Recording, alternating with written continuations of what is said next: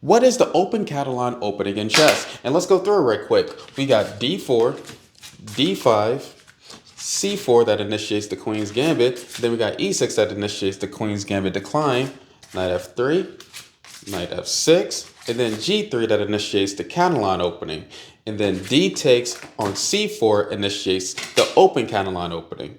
After that, we got bishop g2, a6, castle kingside, knight c6, e3, bishop d7, queen e2, attacking the pawn on c4, b5, b3, c takes on b3, a takes on b3, and then we have to move queen e7.